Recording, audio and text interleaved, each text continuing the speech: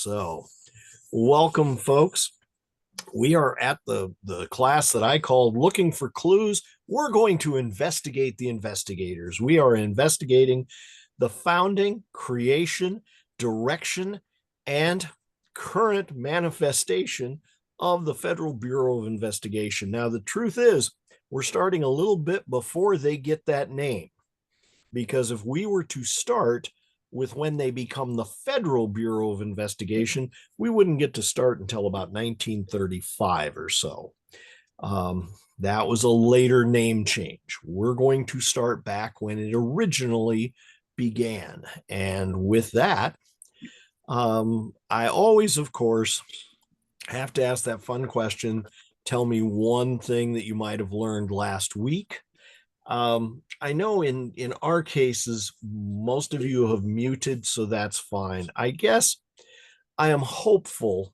The one thing I kept hearing over and over again after I finished the live class and the class that you and I did last week here on Zoom were how many people said I really knew nothing about the Dakota Uprising, that they really knew little or nothing about it. And that's, considering we live so close to it. And of course, that's how I came to it. I used to drive up 169, up through to St. Paul, and I kept coming across all these things. And that's how I started in on it. And that's been many, many years ago. I'm sure I'd read a little snippet in some Civil War books and things like that. Also, of course, it was important for our era and our area. So one of the things that I guess I would say to you last week when I was talking about the Dakota Uprising, I had said that it was still having an impact in our world today.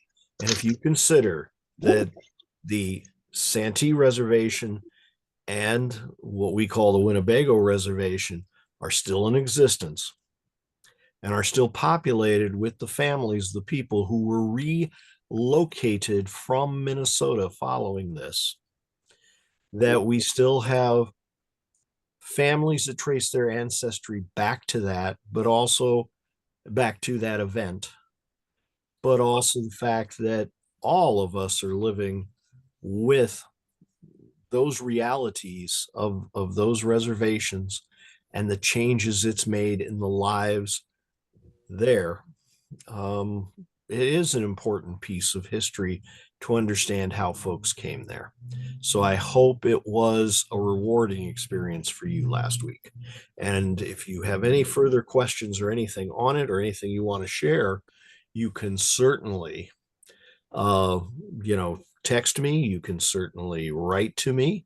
Hopefully, most of you are getting the items. I see over here we have somebody saying, I was surprised to hear about payment for Sioux scalps by the government. And that was a reality. That was a reality in many parts whenever they're, it's something we need to realize. We don't know the whole story of everything everybody went through. Our job is to try to find out. And I appreciate you hearing me talk about these things and being willing to talk about them. So thank you. So today we're moving on to something else that does still have an impact in our life today. We're going to look at investigating the FBI, where it came from, more importantly, what it does and why. And by the way, welcome to the last day of March. Did that first quarter of the year go by quickly? It certainly did for me. It's kind of amazing. So happy April tomorrow. So, as you know, I always like to provide some scaffolding to what we're doing, something to hang up on the wall to think, okay, this is probably what he's going to be talking about. So here are my questions for today. Why was the Bureau of Investigation created at all? How is the story of the FBI and advances in technology intertwined? Are they at all? What do I mean by that? How do they tie in together? Do you have a clear idea of what the mission of the FBI is? Do you feel it has a part of your life? Are they a part of ours? Because quite honestly, it's paid for by tax dollars. It is a part of all our lives, isn't it? Did or does the FBI provide anything more than just investigations or investigators? If so, what? What do we get out of this? And this last one's kind of an important one.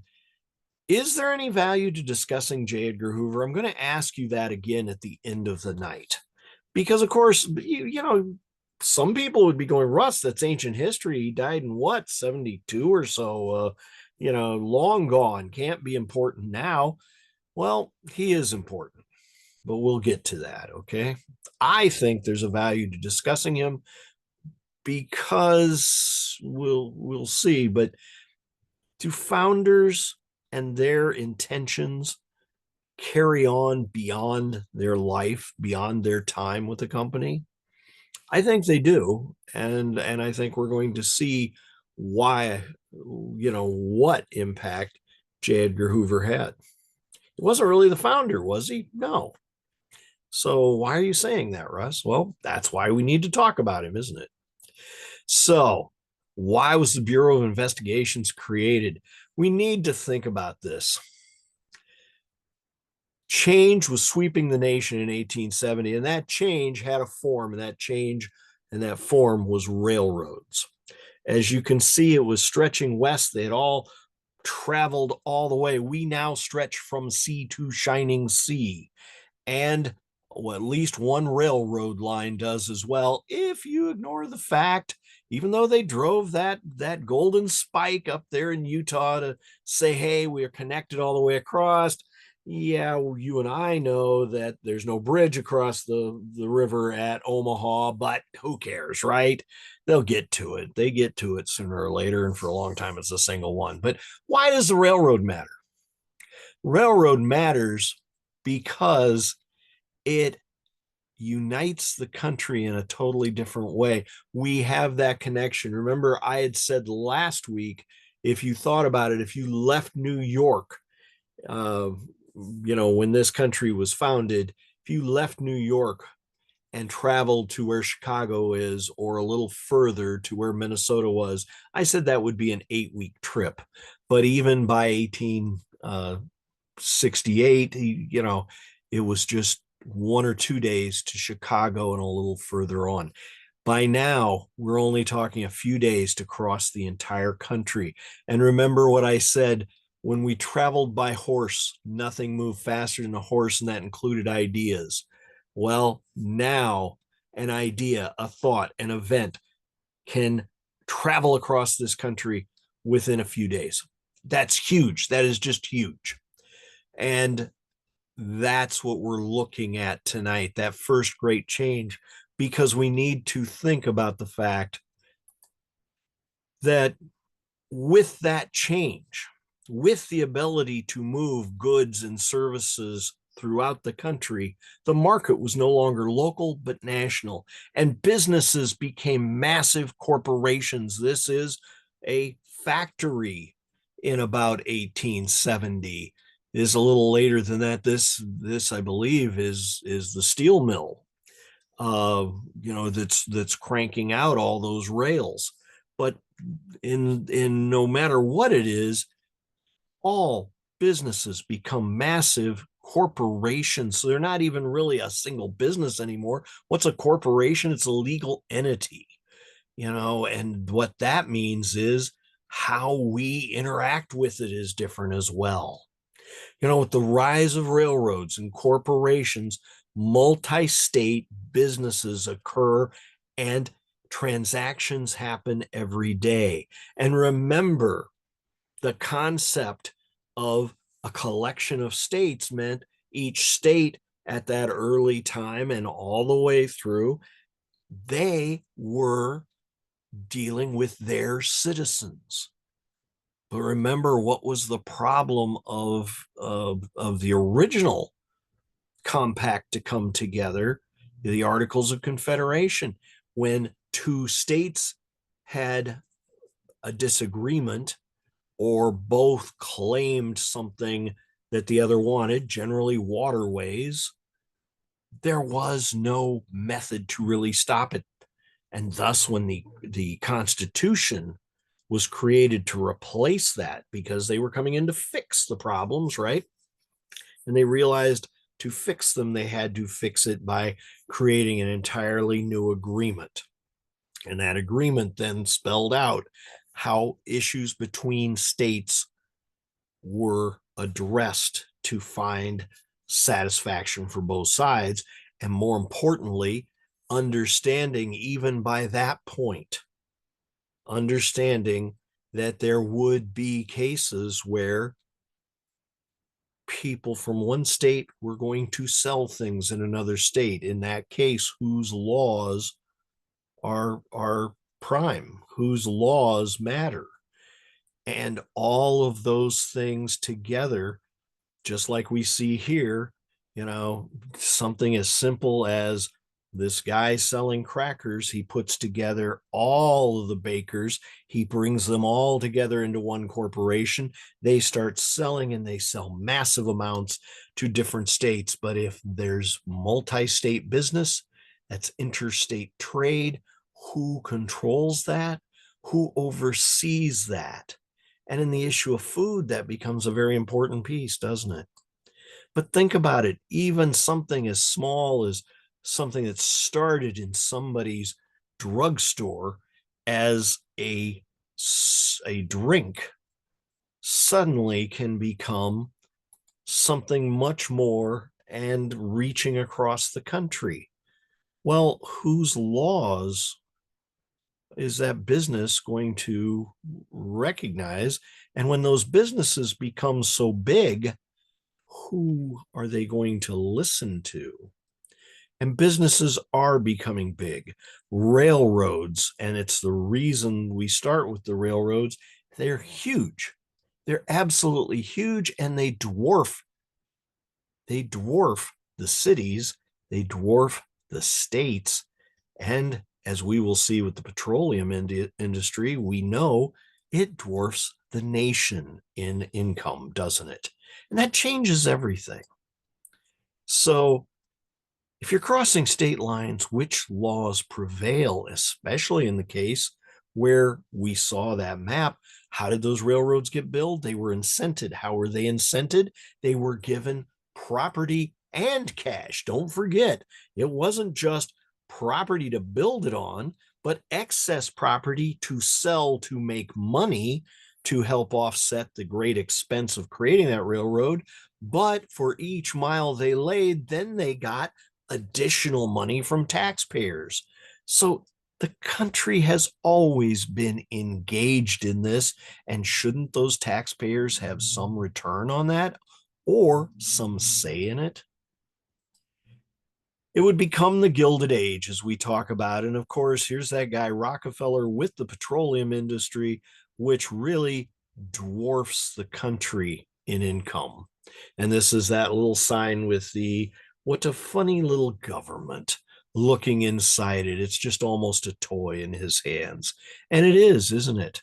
Remember, he's the gentleman. I often use his quote, I paid a pretty penny for the Pennsylvania state legislature. And then he pauses and says, but I got a good return on my investment.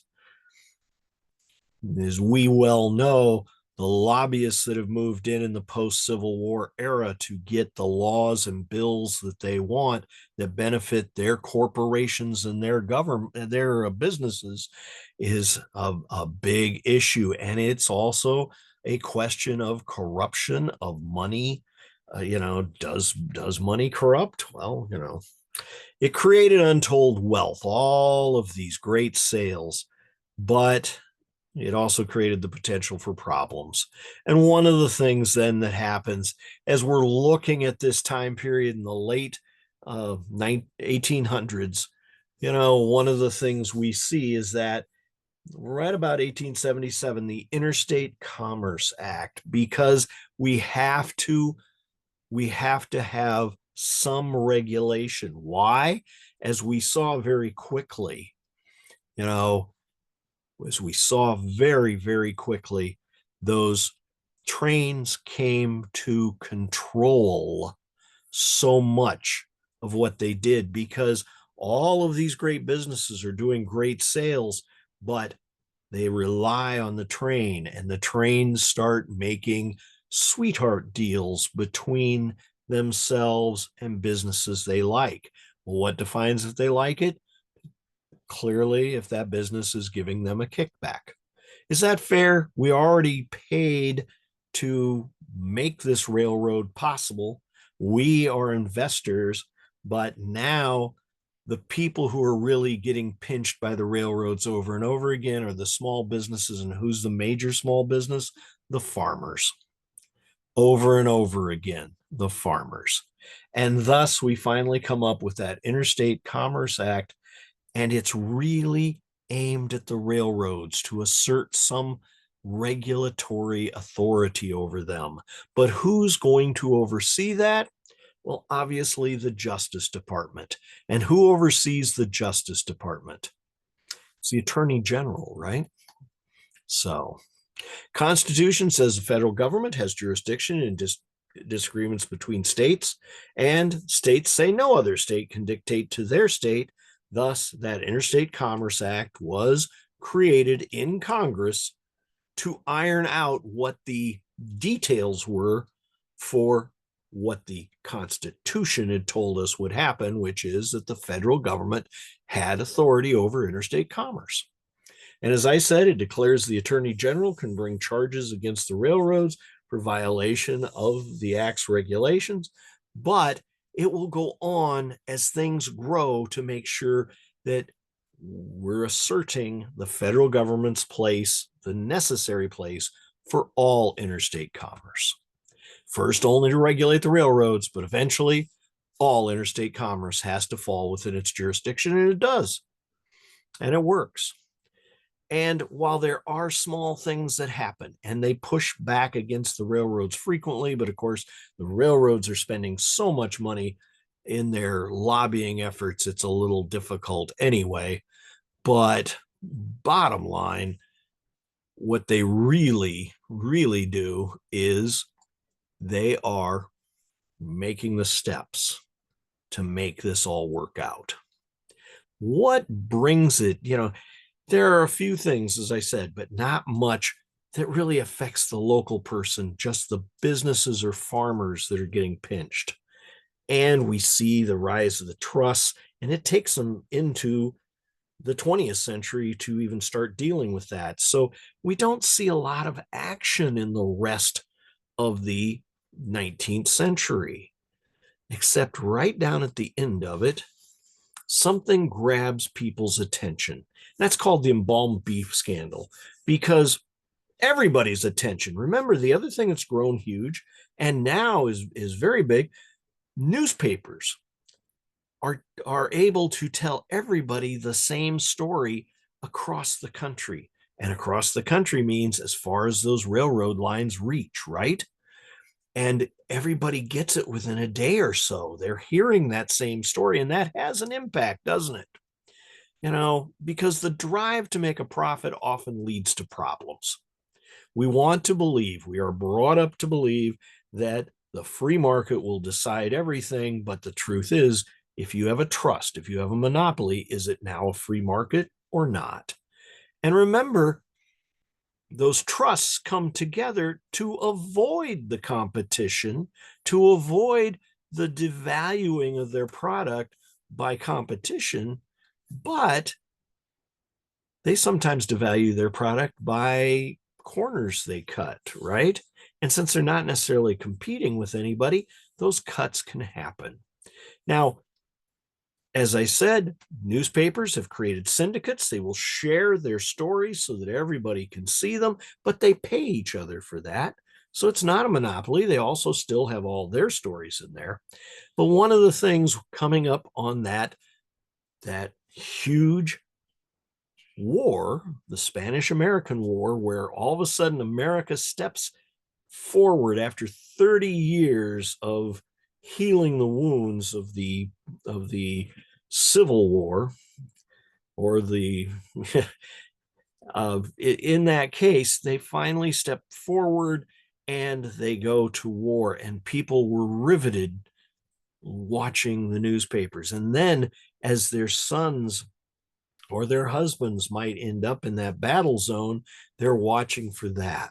And one of the things after that war, which was very quick, the newspapers are still standing around and they're covering everything else, right? And what we find, of course, there's no federal laws regarding food safety at this point. Officers and foot soldiers both accuse the army of feeding them embalmed beef, a term for the rotting meat preserved within the then popular food preservative of formaldehyde. It was in tinned beef because, of course, you have to make it so that this stuff doesn't spoil any faster than possible. So they're using formaldehyde to preserve it. They're putting it in tin. And remember, right here in Sioux City, you know, the plants here were engaged in that business as well. But the accusations abound that the military had killed more soldiers with this shoddy meat supply than the Spanish had killed with gunfire. Now, remember, there are people out there that actually believe that because, of course, far more people died of illness in this war than ever did on the battlefield itself. But of course, probably not from the embalmed beef. But it's taken seriously because everybody that had somebody in that war zone knows about it. Those people experienced it, they understand it, they know just how terrible that stuff was. Also, it's important because, you know, while I said there's an Interstate Commerce Act, it's largely been ignored because they don't really have a lot of investigators. But this one really can't be dismissed because it's so large. On the other hand, it's probably not going very far, but it did not escape the notice of a former police commissioner that the Department of Justice had no investigators to go and check these things out that he's telling them. Because he's not just anybody. He's not just one of the guys that came from Nebraska or Iowa or maybe California, maybe the Southwest or maybe New York to fight in this war. He happens to be somebody who used to be in the federal government, who had been the Assistant Secretary of the Navy, resigned so that he could go and challenge his fortune on the battlefield. And of course, in doing so, those newspapers that were watching made him a household name, and that made him vice president in the next election. Now, remember, the elections have gone rather national too. You know, this person we're looking at, is the president. And that high output of all those factories in the last 20 to 30 years has changed everything. It used to be America was surrounded by tariffs, and they relied on those tariffs for the income to pay the way for that government. This president, who, when he had been in the House of Representatives, had evoked tariffs. He had written the bill for the tariff that actually brought us to the worst economic downturn of that time, and possibly it is thought it might even have been worse than the Great Depression. He was fortunate, though. He had ended up out of office right after that bill had passed. The tariffs had caused the crash. It took many years to overcome the crash, and by then he becomes the natural person they turn to for the presidency because he's not associated with those tariffs at this point. But he's become a free trade believer, and he travels all over the country telling people just how important worldwide trade is for America and he travels to the World Expo that's being hosted in Buffalo, New York in September of 1901 to extol those virtues of the massive sales. A former believer in tariffs, he saw the light with that crash, and he's pushing for unlimited trade. And standing in line for hours at the end of that expo, shaking hands, he comes face to face with an entire movement represented by one single person, as listed here, a most cowardly anarchist who shoots the chief executive. He, shoots William McKinley. And it's not the first anarchist attack in America, but it is so prominent. And that Haymarket attack in Chicago, the attempted assassination of Frick at Carnegie's Homestead factory, all of those had their roots in anarchists. Or is it that the anarchists have their roots in unlimited immigration that business demanded? Well, that, of course, is a belief that many people have. And the question really is, people's attention, again, due to the news, is focused on this moment, this dastardly attack, and the knowledge that this isn't the first time with anarchists, and maybe something should be done. It is a changing time. Remember, the police was a job of last resort. It demanded somebody tough enough to do the job and somebody that didn't mind fighting. And in the late 19th century in New York City and Boston, it became the only job that the newest wave of immigrants, and that was generally the disliked Irish, that they could get. And that's, of course, where we get the stereotype of an Irish cop. There's no national police force, and the control in big city police forces are often political appointments. That's for the control. But, even the people in those jobs are often filled by, if it's New York, Tammany Hall, etc. They are, all levels of this is a form of patronage. It's a bottom rung job in 1908. It paid poorly. It had little training. It's generally looked down upon. Very few people aspired to be a policeman.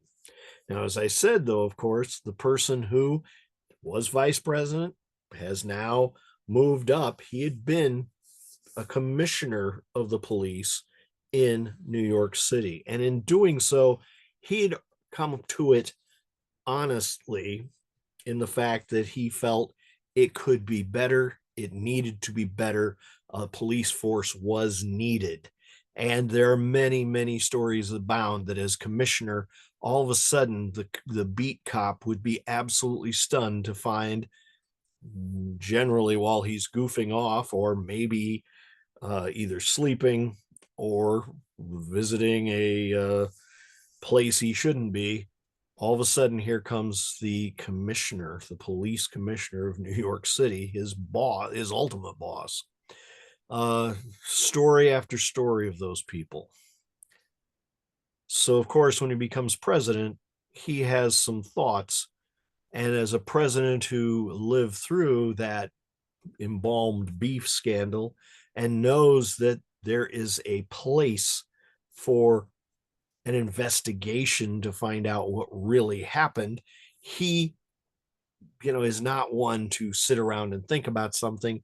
He's determined to go. And he uses the fact that his predecessor had been murdered brutally as a reason why we really should have a federal police force. He knows that what they have right now is, of course, maybe one or two investigators for all of the lawyers they have. And he also knows that lawyers do not do the investigation. Lawyers take it to court after the investigators tell them what was done that was wrong. It's his goal to strive to create a credible organization for the Justice Department so they can do these investigations so that wrongs can be righted. But of course, Congress was not authorizing any money for a permanent force of investigators. We'll talk a little bit more about that. But his solution then was, well, that's fine. They've got these Secret Service agents in the Treasury Department, in the alcohol, tobacco, and firearms section.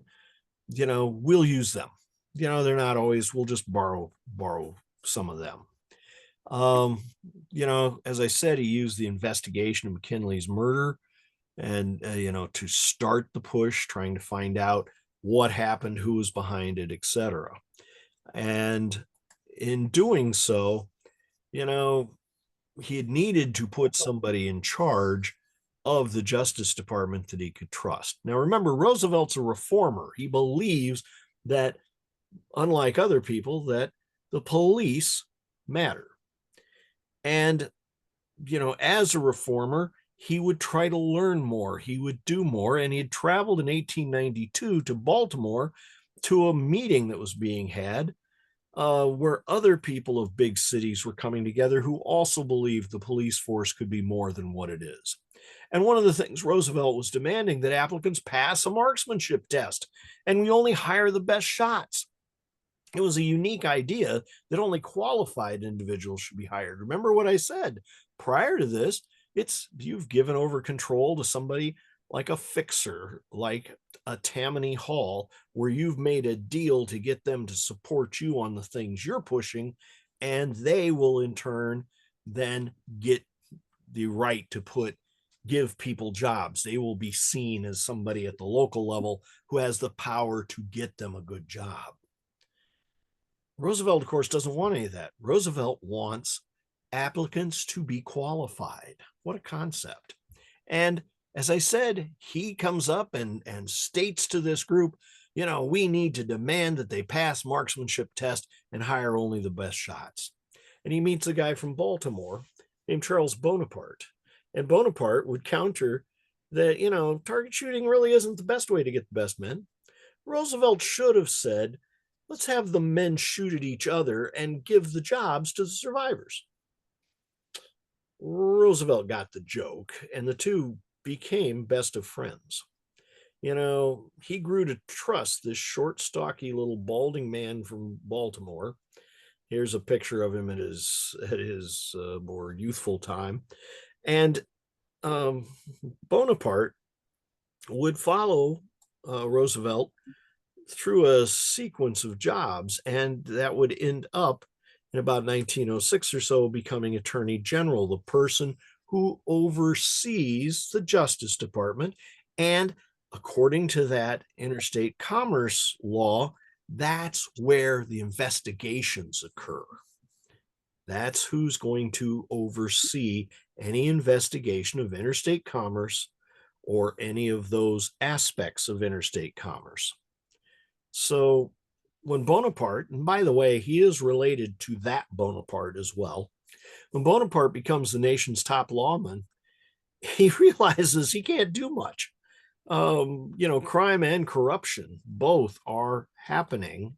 They know that. We see the corruption in all of the gifts and all of the sweetheart deals and all of the other things that are being done through these powerful corporations. But he has no squad of investigators to call on except for one or two special agents. So he goes to Congress and he tells them he had to borrow investigators. And their first question is not, well, what can we do? It's, wait a minute, who said you could borrow investigators? Who gave you that authority? And of course, he says, well, that was what the president told me to do. And the House erupts. The president was using funds allocated by Congress for the Treasury Department, not for the Department of Justice. These folks cost money. Clearly, this was beyond the scope of duties of the executive, whose job is to execute the laws passed by Congress. And the executive should not loosely interpret the strictures of the law. I'm not making this up. I didn't just come up with this so that I could point out things that you're living through today. That was then. That is at the beginning of the 20th century. Now, when the House, of course, pushes on Teddy Roosevelt Teddy Roosevelt, the first of the activist presidents.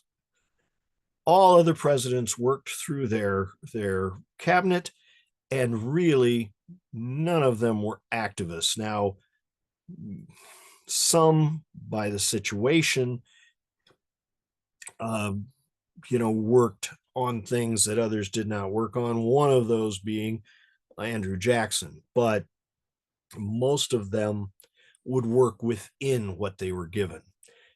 Roosevelt, of course, is a big thinker, a big picture person, and he took, he heard what they had to say.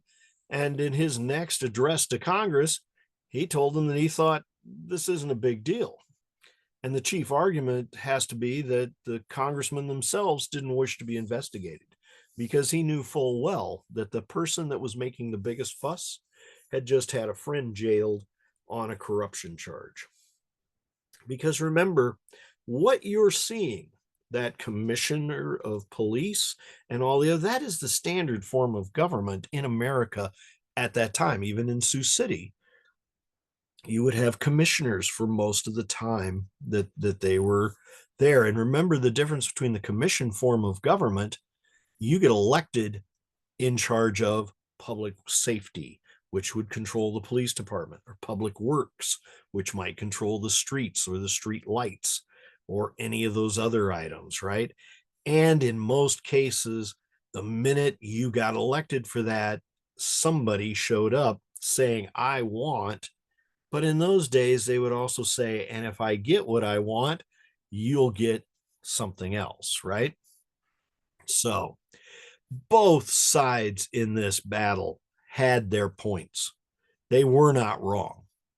Congress did not want to be investigated, but talk about sticking your thumb in the eye of the other person not being the best way to reach an agreement. The House, and remember back then, the House is where things happened. The House was a power. It hasn't been broken quite yet of their bad practices. That's the problem.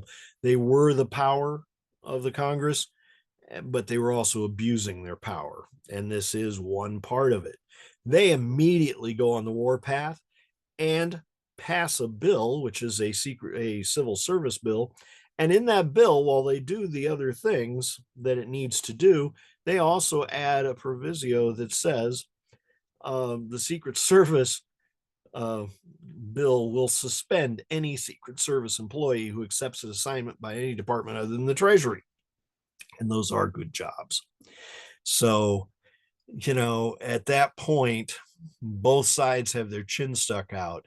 The difference is, with all the fury and all the passion on both sides, and remember, it's the executive and the House arguing about what the Justice Department, who deals with the judiciary in some ways, they're going to go before the judiciary. So really, the staffing over, the needs of the third arm of the government.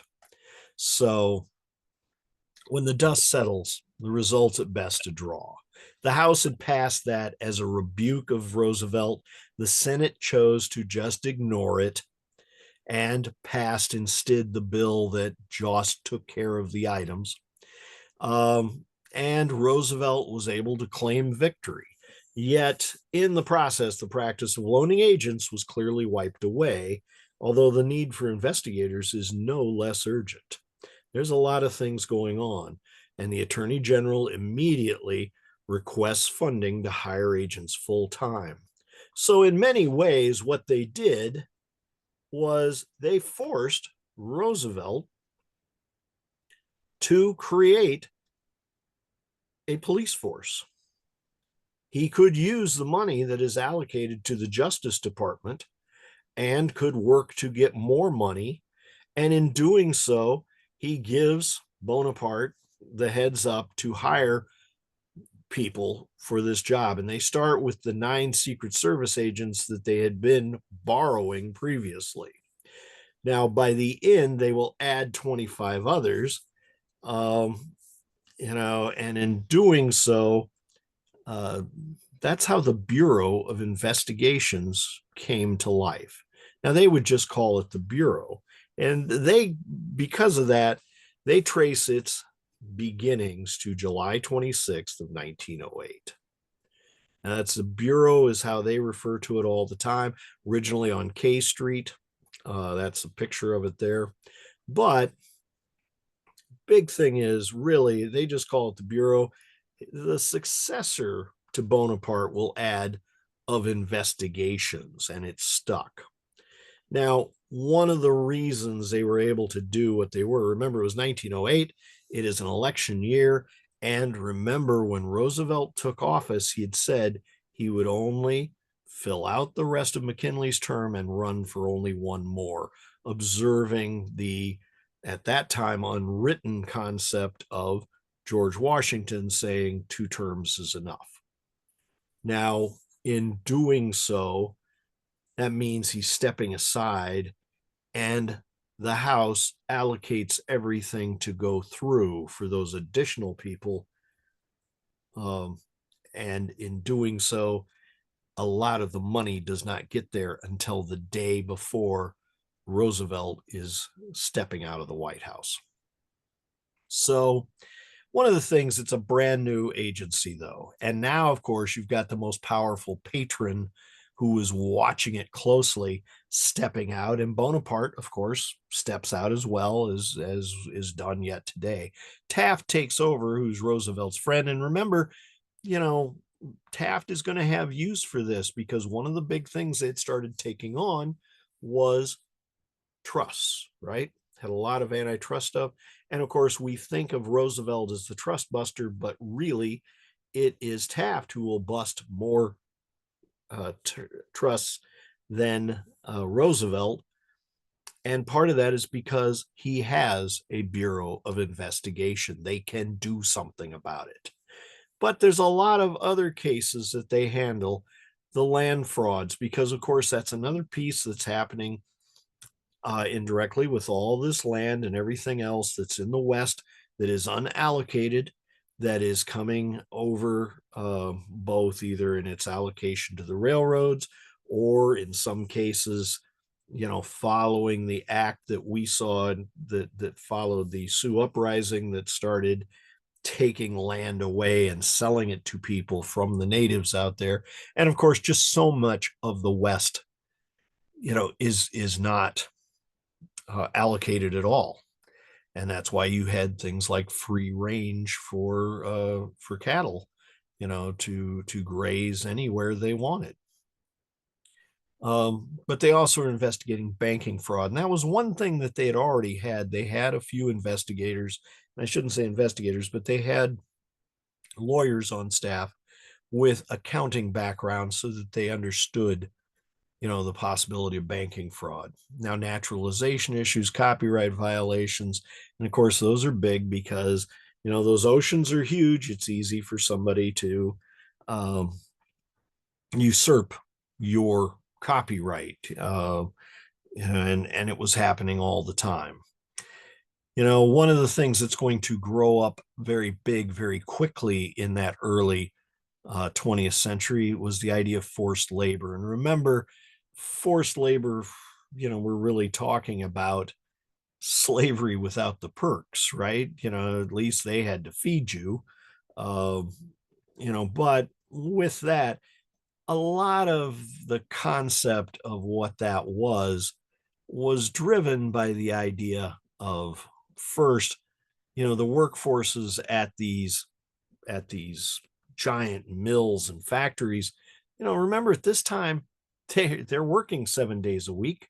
They work as many hours as, you know, is required of them, which may be 10 or 12 per day, because the unions really haven't come up to make it difficult for them, saying, well, yeah, you can work me that many hours, but you go over this, you're going to pay me double time or time and a half. None of that exists at this point. They're just starting with all of that. And thus there's that idea of I'm nothing but a white slave, right?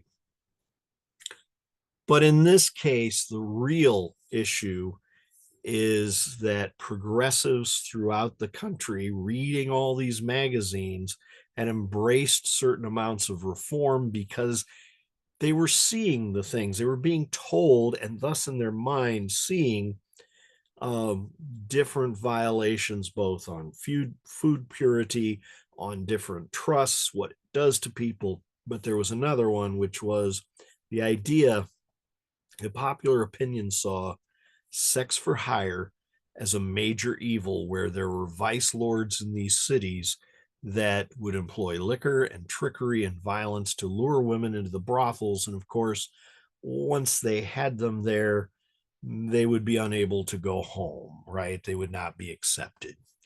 The popular term for those sex workers was white slaves. The problem is the law that was written to combat that was vague, and it would be great trouble going forward. But I do want you to realize this becomes an area where the federal, not yet called Federal Bureau of Investigation, will have a part of that, because the people are clamoring to take on this great war on white slavery, but local police forces can't help, because local police forces are already generally accepting a bribe from the brothels, or they're shaking down the police are shaking down individual prostitutes for a cash payment to allow them to keep operating. So this Mann Act is a winner for publicity seekers, but like all laws that are badly written, or some that are even well written, they will get utilized in ways people don't recognize. But where does that tie into the Bureau of Investigation? These brothels did exist. You know, the problem is when you concentrate on the madams, you're also sidestepping other aspects of this sex work hierarchy. The point being, you can't control what you don't count. If you can't say, we know where these are the people in charge of them, this is what we did about it, this is what we know about them, that's like anything else. If we don't keep track of it, we can't control it. And it's not just the powerful clients who are protected. Madams are paying bribes to landlords, to elevator boys, to club owners, to policemen, lawyers, politicians, doctors, cooks, maids. All of these people, along with perhaps the vice raid, brothels are embedded in the social fabric. And no matter how much people pretended they weren't, they were. And of course, next month, I'm going to be talking a little bit more about this concept using, the Maple Grove Gardens brothel here in Sioux City, Iowa, as that example. And all of the things you're hearing about here are true. But again, how does the Federal Bureau of Investigations come into this? People want to make sure that women are not being used as sex slaves. The first thing you got to do is figure out where these brothels are and everything else. And a young lawyer who becomes an agent for the FBI, or excuse me, the Bureau of Investigation, took the lead in investigating brothels. They said, well, you got to find out about them. We need to know who we're going to contact. We need to be able to keep track of them. He dutifully records everything about them in his notes, which he files and cross files with absolutely impeccable skill. And he could retrieve that information anytime he needed it. And of course, that young man's name was J. Edgar Hoover. He had visited the Library of Congress and had saw how amazing it was that they have this huge library and they could tell you where any book was. And he copied that concept. And this is the beginning of the reality of what the Bureau of Investigation really, really provides. Not only does the investigations, but it provides the information, and it's information that is reliable for the most part, and it's information they can put their hands on immediately. Now, in the process of this, he would see the political effectiveness of cracking down on elite brothel madams, but not their clients. They were doing this in New York City. Elite brothels meant they had elite clients, and there's no way, that this young organization can probably take on big, rich people. Because just like in Sioux City, the brothel was not owned by the madam. It was owned by people with money. But more importantly, the people who are frequenting these places, when those busts come, one of the things the FBI does is they would even argue in court that the client name should be withheld. They should not be part of the record. But remember, this is a guy who records everything. Their names would remain part of the record, just not open to the public. And that is also a trend that will continue with this guy. Now, Hoover understood and possessed an understanding of the importance of organization, collected that information, but he made it possible to retrieve it. And later that fall, when the Department of Justice begins arresting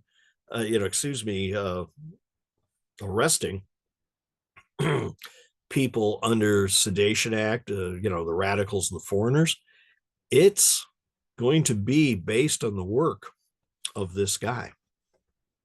Because what happens is the next step in what's going on in America. Remember 1901, we had an anarchist attack, but in 1919, they come up again. And this time, it's a militant anarchist who blows up the front of the newly appointed Attorney General's home. That's A. Mitchell Palmer's home in Washington, D.C.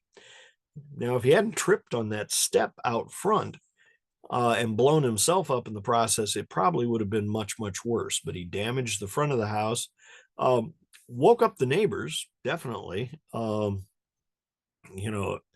Roosevelt, the next door neighbor, was quite surprised, and FDR was shocked, of course, to find the scalp of the guy that had blown himself up on the hood of his car. That's how close it was. This was part of a coordinated series of attacks on government, on the big names within law enforcement in 8 cities nationwide, and that also included judges and politicians as well. A month earlier, they'd mailed bombs to the mayor of Seattle and to a U.S. senator. They'd blown off the hands of the senator's domestic worker. The next day, a postal worker in New York City intercepted 16 more packages addressed to political and business leaders, including one to John D. Rockefeller. It was high time that something be done about it because the anxiety was so high in America. It's driven by a deadly wave of think about what's going on in 1919. We have this wave of a pandemic flu. We've got the Bolshevik Revolution in Russia, that's leading to strange happenings over there, and people worried that it could spread here, and of course spread here through immigration processes. And we, of course, occasionally have violent labor strikes as they're trying to sort that out. The nation is demanding a response, and that Attorney General, Palmer, who had his eye on the White House for 1920, was ready to oblige. He creates a small division to gather intelligence on the radical threat, and who better to turn to do that than this guy who's already proven a whiz at collecting information, organizing it, and analyzing it. Hoover would collect and organize every scrap of intelligence offered by the agents of the Bureau and by other agencies so that he could identify what he saw as likely anarchists. So it's a young Bureau, but it is suddenly coming into its own. Palmer creates this small division, but he doesn't make a big deal of showing anybody else who's behind it. He wants his name on everything. And they're gathering intelligence on the radical threat by doing the investigations into this. But while they're doing it, they're looking out for not just the folks who were literally involved in this, but the ones who could be involved. The ones that are dangerous people, they're anarchists. And as I said, Hoover collected all of this. But in the process of it, within the next year, the anarchists will strike again, this time, with a major bomb on Wall Street. Their goal was to actually attack the House of Morgan. 30 people would die in that, but that is next year. But point being, everybody believes that anarchists are a problem and they work hard to prove it.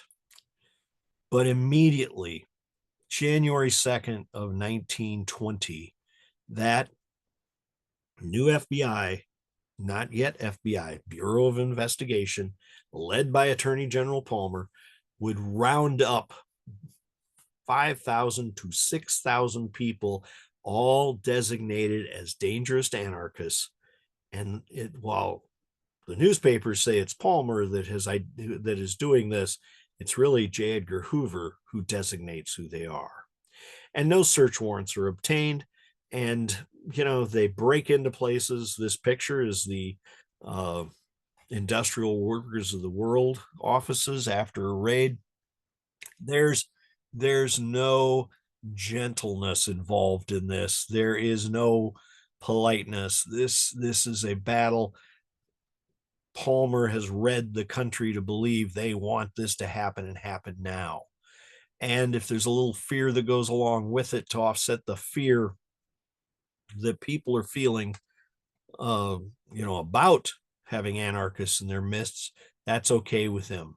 And that kicks off the first Red Scare, the real Red Scare in America. And, it's brought to you by Palmer and his sidekick, J. Edgar Hoover. They're targeting immigrants. In doing so, when they're rounding them up, they're grabbing them. They might issue warrants, they might not. They have gigantic drives. They're seizing these people. And, the accusation is they are anarchists. They're members of the Communist Party, that they're putting out dangerous propaganda to organize the Negroes and to cause uprising there. Immediately they already have a boat planned and they are putting people on them as they conduct these raids. They're immediately bringing people to hearings. The hearings are really pro forma. Most people don't have a lawyer. They don't have time to get one. These hearings will happen quickly and be done with, and the person will be sent on their way because nobody's getting out of this. Remember, this is an era before real identifications, before anything else. How who somebody is. Lots of things going on. And, Palmer's riding this wave. He wants to be seen as this great savior. Now, they're rounding up anybody. Remember, they're not necessarily involved in these strikes. And of course, one of the best known anarchists in America, is Emma Goldman. And Emma Goldman would be grabbed, taken, and brought to the ship, the Buford, to sail out of New York City almost immediately. She's being exiled to Russia. Hoover goes to New York City to see her off. And while he's on the dock and they're bringing her past, she, of course, sneers at him. And Hoover will ask her, "Haven't I given you a square deal, Miss Goldman?" And she replies, "We shouldn't expect from any person something that's beyond his capacity." She knows she's being shipped out along with 5,000 others. And in doing so, she accepts that in the fact that as an anarchist, and this is one of her beliefs, change will not happen by merely asking for change. It will only happen with violence. And of course, she's been a believer of that. But for the most part in America, you had to do an action that actually was illegal, not just a thought that we want to see violence. It is a major change. She will continue to advocate for that through people. Now, of course, remember, she had gone from being a socialist to an anarchist, and that was due to the violence and the deaths surrounding the Haymarket riot, and most importantly, the deaths of people who really had absolutely nothing to do with the bomb being thrown, but were conveniently, much like this, rounded up, given trials, and because they were the leaders of the organizations, got hung. And that offended her. And from that moment, she moved over from socialism to anarchism. So, as I said, she's being exiled to Russia. Remember, this is a place she's never lived or known. She's an American citizen. You know, and it started so well, all of these raids and everything else, people liked it. But as it goes on, people are starting to see the danger of someone able to just grab somebody off the street and designate that they should be shipped out. And probes start to happen trying to look at that. It is overreach. And the overreach, though, is actually on the part of J. Edgar Hoover. It's his identification of who is a dangerous foreigner that's making this happen. It's really Hoover's failure. But since Palmer wanted all the glory, all of the failure is accumulating to Palmer. One of those ironies that comes about rarely, but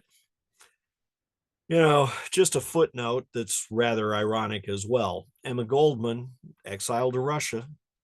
By the end of 1921, she's experiencing repression of civil liberties in Russia, and she's arguing about it. And she likely would have been arrested because she'd been supporting striking workers. And although this is supposed to be the workers' paradise, no, they're interfering with something that, the leaders wanted, which was the goods that were being created. And thus she stepped across the border just in time to avoid being arrested and probably incarcerated in a gulag or just killed. But we're moving into the 1920s, and you know what they say, a new broom sweeps clean. And of course, at the end of 1920 and moving into 1921, we get President Warren G. Harding. And of course, with him comes that demand for quotas on immigration, which within a couple of years, they will actually do that. Now, we had talked about in the late teens and early 20s, we've got the rise of race riots, completely ignores all that. Business requests for open shops, i.e., not having to deal with unions, not having to deal with trade groups. So open shops and rolling back any business restrictions. That's what he's promising. Now, of course, Warren G. Harding was very popular. He is one of the most popular people during his presidency, and on his death, the outpouring is amazing and everything else. Yet, in the aftermath, finding out just how bad he was at his job, he has fallen to the point where it's almost impossible for him to fall any further as a president. Part of the problem is he put people in place to run the organizations, the cabinet positions that were absolutely unqualified or might be qualified, but only had one thing in mind, and that's how they could make money out of it. One of the key people he put in place was Harry Doherty. He's a political insider, which is known as a fixer, a guy that bends the rules and the laws anytime he wants, has deals everywhere, has his fingers in every pie. And Harding makes him his attorney general. What an insane pick. And at the same time, he puts in place Albert Fall to be Secretary of the Interior, the person overseeing all of these vast lands that America, that's not yet sold. It's all American land. And of course, the thing is, Fall has a plan for that land and a plan for all of it. And, he's going to need to deal with Doherty to make that deal, but he figures there's enough in it for both of them.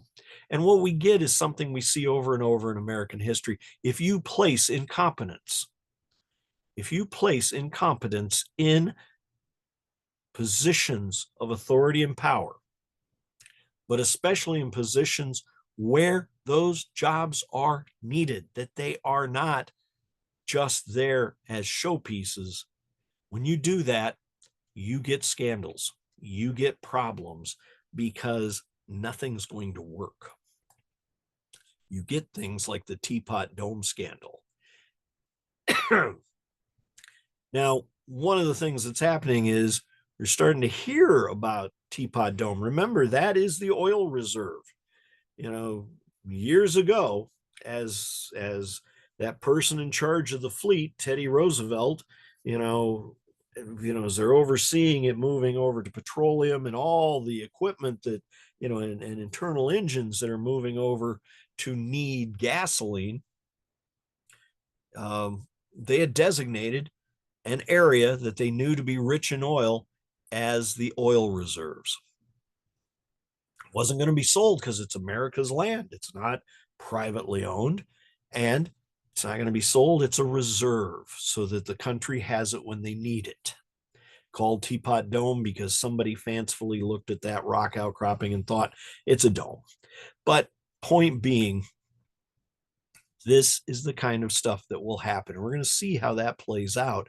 But the Bureau is not going to be directly involved. They will have a piece of that. But remember, there's other things going on in the 20s. One of those is prohibition. And of course, just like everybody else, everybody's a businessman. This guy, you might recognize him, named Capone or something like that. I'm simply a businessman supplying my customers with what they need. And like a businessman, though, he will protect his territory. Now, of course, unlike a businessman, the method in which you protect your territory, if you're Al Capone, is a little bit different than other people. It is, a time of gangland murders. And people, so we've got the anarchists striking, and that's making people nervous. We've got the pandemic rolling through that's just killing people wantonly. You see them in the morning, and when you come home that night, they're dead. They seemed fine when you left the house, and it's not just old people and young, it's people in their prime of life who seem perfectly healthy. So that's bothering people. You've got these murders going on. You've got the issues of the anarchists going on. All of these things are making the population very nervous, but we have backed out of Europe, and they do feel better about that. Now, if we could just get rid of the immigrants, they'd be much happier. But they found they're not really comfortable with that idea of shipping the immigrants off, right? So they've backed off a little bit on that. Palmer did not make it to the presidency, right? Meanwhile, back at the ranch, and the ranch is all important because that Interior Secretary has decided, well, I've been around long enough and I am getting ready to retire. But he's got this beautiful ranch that he saw, and he was able to buy it from one of these great oilmen. And in doing so, he got it at a really great price. But then again, he may never have paid for that. Those loans, you don't know if they pay them off or not. We don't see anything like that today, right? But by the same token, he's in arrears on taxes. And to retire to this area, he's going to need a little bit more money. Funny, one of these great oilmen happens to come by and, understands completely and gives him a loan of exactly what he needs to pay off the taxes and arrears. And not only that, between all of that, he's actually been able to expand it. Now, that oilman just happens to have gotten a great deal through the Interior Secretary if the Attorney General had been willing to sign off on it, which he was, to make an agreement to allow some limited drilling on this certain area of land around what we now know as the Teapot Dome. But the problem is the lid is not going to stay on this scandal because all the small oil operators are writing their senators about, hey, there's activity on the reserve. Are there leases available? If so, we want them. How do we get them? Investigations are demanded, but of course, remember, that's a long ways out there. We don't see it. And Senator Smoot of Utah is a friend for Albert Fall, and there'll be delays. In other words, they're not shipping it over to the Bureau, are they? So while all these delays are happening and they're demanding information from Albert Fall, he's nice enough to say, here, take all of this information. It's 6,000 pages of documents, and he dumps it on this investigation. But at the same time, he contests having to testify in front of them. At the same time as well, he's getting rid of other documents that he knows they didn't need, right? All at the same time, Sinclair and Doney they're wasting absolutely no time. They're bringing in the largest producing wells ever discovered in this country. It's amazing. And they're shipping that oil out as fast as they can. But again, the scandal is building. And in the background, there are some investigators from the Bureau that are actually helping on the other end of it, tracing the money. Remember, I said those accountants are there already in the Bureau. Now, in the end, there's going to be a lot of things that happen, but having seen what happens if you have a bad attorney general, which prevented the Bureau from really getting involved, what's going to come out of this is the Bureau will be kind of moved an arm's length away from the Attorney General. The Attorney General is no longer the direct boss. He's the overall boss, but they're going to put a chief in charge of day-to-day operations, and they will come from the organization. They will be following the mission laid out by the Attorney General. They will talk to the Attorney General, and they will respond if something is needed by the Attorney General, but the Attorney General is not going to decide what happens directly in the Bureau. He's much like it should be. He is the person in charge of the department. And who's going to be that chief? In 1924, that's J. Edgar Hoover. Lucky for him that Palmer had insisted on all of the honor. None of the rest of it applies to him. Now remember, Hoover is actually very good.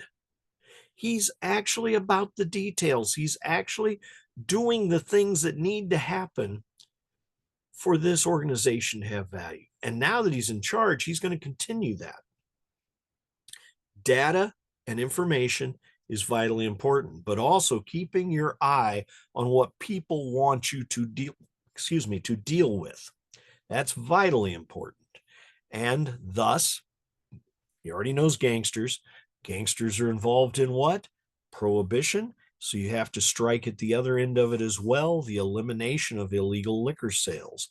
This picture, of course, is in Sioux City, Iowa, at the boxed bottles of illegal hooch, right? Now, there's rigorous changes going on. Gangsters and outlaws remain the focus because, of course, they're the ones that get the headlines, but creating a modern functioning investigating force is the long-term goal. Creating and expanding the FBI files via investigation and questioning. In other words, when you send those folks out, they do those investigations, they send it back, it gets filed and cross-filed and is available at a moment's notice. They're also going to be trying to push forward the rigors of what we would now today call forensic investigations. And they're going to start that with the creation of the fingerprint file. Very shortly, they will have 2.3 million sets of fingerprints on file. But their organization will make it that within 2 weeks you could have an answer on whether or not that was a match if you sent it to them, because that's another piece. They're working with the police forces that are growing up in these big cities that are being incented to be positive police forces, to take on those reforms, to work with those items, to not be just patronage jobs, to not be controlled. In fact, one of the things that will start to happen is the idea that public safety may be moved into two parts, and a chief of police will get appointed and maybe answer to a mayor rather than have the commissioner directly in charge of an entire department of policemen, meaning to say who should or should not be investigated, right? Now, the other part that goes with it, adapting to technology, first with cars, then with radios. Because think about it, we got mobsters, which I called gangsters, but we also had the other half, which were really the outlaws. They were really a throwback to Jesse James. And then I'm speaking entirely of people like Dillinger or like Bonnie and Clyde. They sweep into an area, they rob a bank, they use these newfangled automobiles to outrace anybody, and then they skip across the state line and are uncatchable because the states can't cooperate. Oh, wait a minute. We get the laws, we look at them, that's interstate commerce of sorts. The FBI will suddenly be involved in any interstate criminal activity. The other thing he does is he pushes very hard to start the concept of what will become the famed FBI laboratory.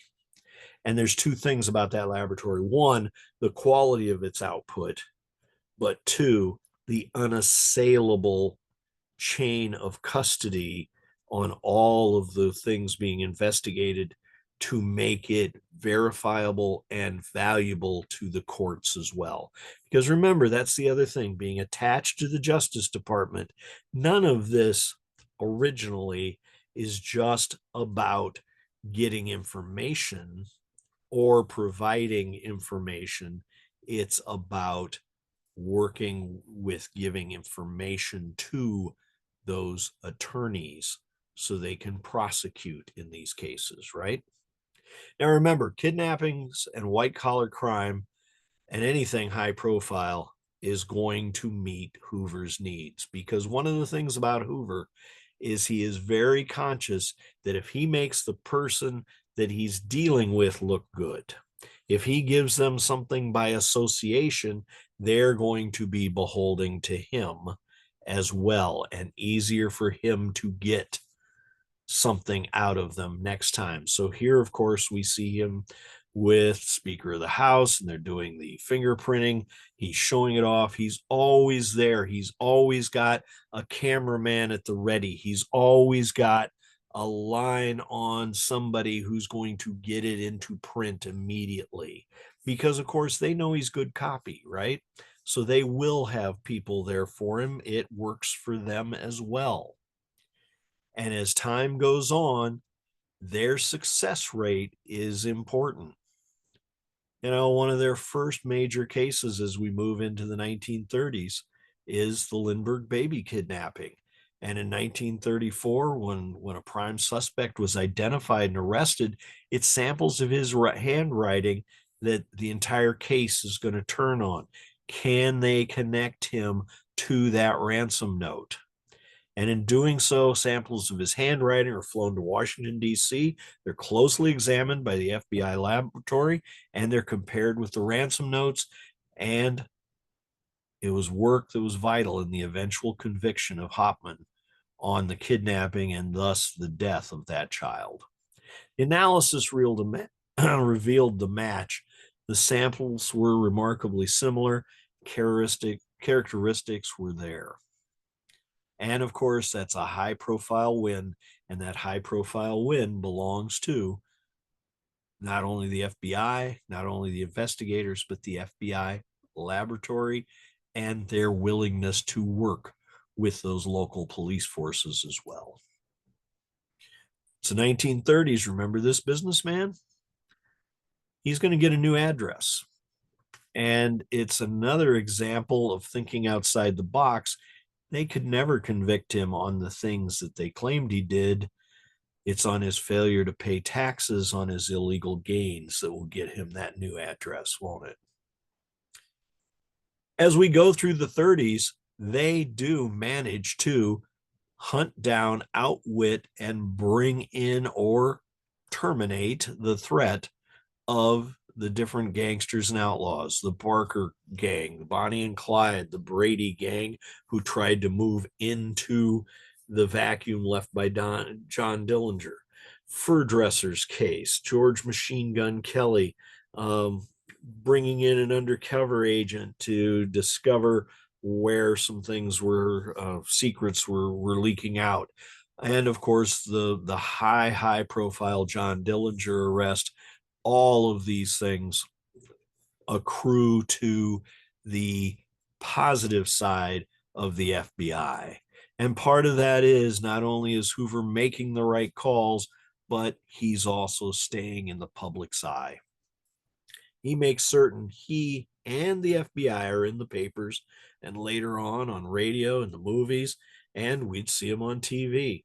He makes himself the public face of the FBI. You cannot separate these two. He has good ideas, or he's getting them from other people within his organization. That first wanted poster that went out when they first organized, now it's a standing 10 most wanted, and that gets play in the papers and the movies. He has appearances before Congress.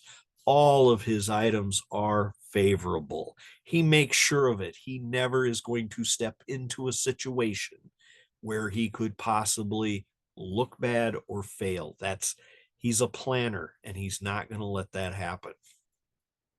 In doing so, he becomes more and more popular, more ingrained in the American public.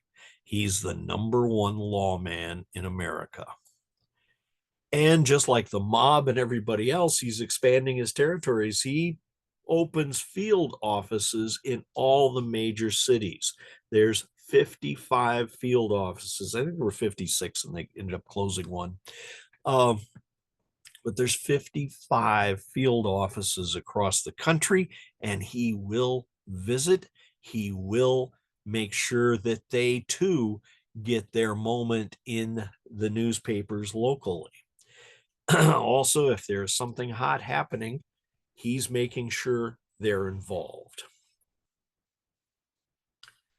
As I said, he's always on tap for anything, and he's there with that positive message and that stern message.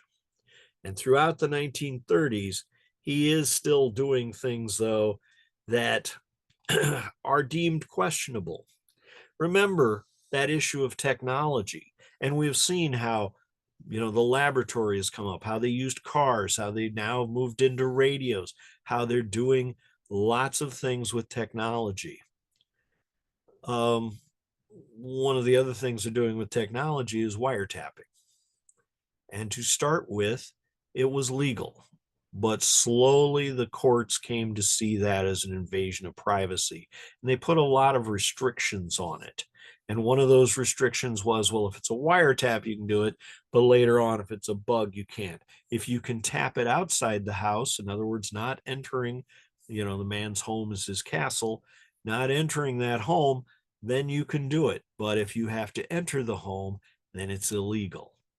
All of these things kind of pull in. Now, the truth being, as we will see and find out later, they somewhat follow the rules and mostly observe them. But sometimes when they deem it necessary, they don't. And part of that's going to change. Big issue, though, his treatment of, he is not, think about this. He grew up in Washington, D.C. In doing so, it's a southern city. He is not positive on race relations. There are no black agents, there are no female agents. It's a big staff, but the agents and higher level jobs are all white and all male, and that's not unusual for that time. But if you look around the government, that has been changing, especially under the New Deal for the last 8 years. But it's not changing under Hoover in the FBI. But by 1939, you know, many of the liberals, who backed FDR had really had it with the FBI's methods, you know, repeatedly reminding FDR that Hoover is abusing civil liberties. And in doing so, FDR is kind of trying to push on Hoover right up until 1939. And what happens then? Of course, you have the opening of the war with uh, Germany in Europe. And by the time of the fall of France, FDR is completely on board with Hoover, because you've seen repeatedly how some of these failures happen because of people that have come in to those European governments and into their population that is using propaganda and sowing defeatist ideas and other items, or working to undermine anything for that government. Well, the search for gangsters has been Hoover's first, has been important for Hoover. His first love was always foreign enemies operating inside the US. Remember, that's where he got his start, was tracing those anarchists. And that was where the big news of the day, as he was growing up, born in 1895, that was big news to him. 6 years old when McKinley gets shot. He's a young man by the time those big events are happening and has joined the FBI. Those are big things. But FDR has agreed with Hoover that things, going forward, we're going to bend the rules. In a fireside chat just days later, he's going to speak to the people listening of the Trojan horse and the fifth column that betrayed a nation unprepared for treachery. And he's talking about the places in Europe, but he's warning everyone to be on the lookout for it here, of the enemy saboteurs, of spies, of sympathizers lying in wait. We've seen the treacherous use of the fifth column, by which persons supposed to be a peaceful visitor were actually part of an enemy unit of occupation. Roosevelt makes those same warnings to Congress, requesting almost $1 billion in defense funding, which of course Congress is not interested in doing. But the war, as it does come on, will fundamentally change the FBI. Before 1940, their intelligence initiatives had been small-scale experimental efforts. They're undertaken to make sure that they don't bite off too much and don't try too much, but they're trying to position themselves, because remember, we don't have a counterintelligence agency, and Hoover wants to be that agency. He doesn't want to see anybody else moving in on his territory. After 1940, that does become a piece of his territory, and it's the basis for the greatest hiring boom in the Bureau history. The invasion of France, intelligence work was no longer a sideshow. It's the main drama. It outscores crime, delinquency, and vice. Everybody in the world is watching what's unfolding in Europe. And beginning in 1940, the most urgent, challenging aspect of the Bureau's duties, and the arena in which Hoover's success or failure would be measured, is right there in those counterintelligence pieces. The problem is, Hoover and his willingness to bend the rules, while FDR may be saying it's absolutely necessary in this limited case, he had also said, I cannot believe that for the sake of the good of the country that the Supreme Court would find against us. But he knew full well if there were not a war on, they would. Hoover, of course, takes the opposite tact of that, which is, why do they have to know ever? It kind of is ingrained in him now, and that becomes a failing. But he is one of those people who can get what he wants by making his case. Also, because he has built up such capital in his appearance, in his command of facts, in his, ability to be everywhere. Not everybody is fond of that. George Norris, probably called the most effective senator in Senate history, from the great state of Nebraska, would lash out at J. Edgar Hoover, calling him the greatest publicity hound in U.S. history. And one of the things that drives him nuts, Hoover has an organization maintained at public expense just to write his speeches for him. Copies are sent to every newspaper in the United States. The aim is to create a furor of adulation, to get people to agree with what he's offering, thus making him omnipotent. Such a system, Norris says, will eventually find the secret police directing the government by tyrannical force instead of protecting the people. Because remember, if you think about it, what is the one function, that mission of the FBI? It is to protect the people, right? They're using different technology. They're using different techniques. They are nationwide. In fact, they will shortly be international. And they do some very good things. But it is also very clear, as Norris says, we have to watch it. Very shortly, there will be a spy behind every tree and a detective in every closet. Hoover expands during the war years. As I said, it's the greatest growth in an agency in a time when Washington itself is growing immensely due to that war effort. Hoover and the FBI are, of course, exploding with items, and he's making the drive to be what would later become the CIA. He wants to be the guy in charge of that. He wants to be the one looking over what everybody's doing. Remember, though, he's got blind spots. Some of those blind spots are, oh, you're a foreigner. Oh, you're a different color. Oh, you're some of these issues. They're a big deal. Also, remember what I said, nothing, he's got people out talking to people everywhere. Everything that's said is just dumped into the database. It isn't really proven. It isn't weighed. They expect, it's kind of like, if you think about it, it's the wiki of their era. They're pulling all this information together, and the idea is to get a look and say, well, now we kind of see how it all plays out, and thus we think this is most likely true. He, of course, though, kept all the data. So if one of those people you're investigating and you're asking them about their neighbor, Russ, and they say, oh, well, I think he's this, or I think there's something going on. Well, that goes into that file.